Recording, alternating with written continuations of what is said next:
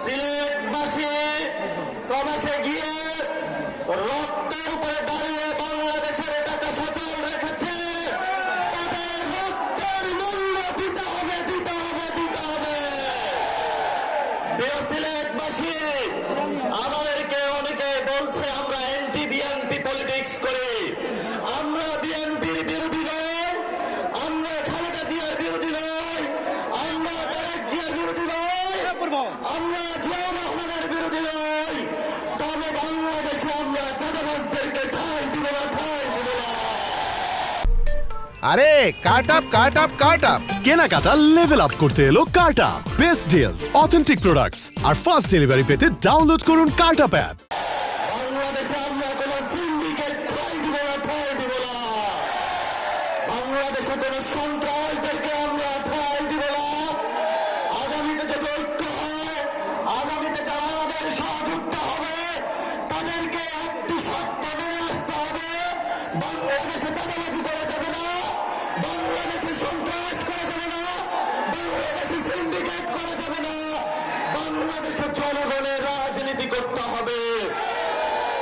শেষ কথা বলবো, আমরা প্রতিনিয়ত রাজনৈতিক আড্ডা দেই চা দোকানে বসে। সিলেটের মাটিতে আপনাদের চায়ের বাগান রয়েছে, কিন্তু প্রতিদিন নিত্যকার সকালে যারা চায়ের কুলি মুকুল গুলো প্রতিনিয়ত তুলছে, আমার মা বোনদের কোনো মজুরি না। এনসিপি যদি সরকার গঠন করে, আমরা মালিকদেরকে জবাব দিব, শ্রমিকদের তাদের থেকে শেয়ার দেওয়ার ব্যবস্থা করবে ইনশাআল্লাহ। শেষ কথা শেষ করব, সিলেট আউলিয়া কেরামের পণ্যভূমি, ফুলতুলি সাহেবের পণ্যভূমি, অসংখ্য আউলিয়ার পণ্যভূমি। এখানে আলিয়া মাদ্রাসা আছে, কওমি মাদ্রাসা আছে, বিভিন্ন তরিকার মাদ্রাসা রয়েছে, আমাদের নারী সমাজ রয়েছে। আমি জানি সিলেটে আগে এসেছিলাম, তরুণ যুবা আপনাদের রক্ত কতটুকু টকবক। আগামীতে 3 তারিখে ঢাকায় ঘোষণাপত্রের দাবিতে মহাসমাবেশ হবে।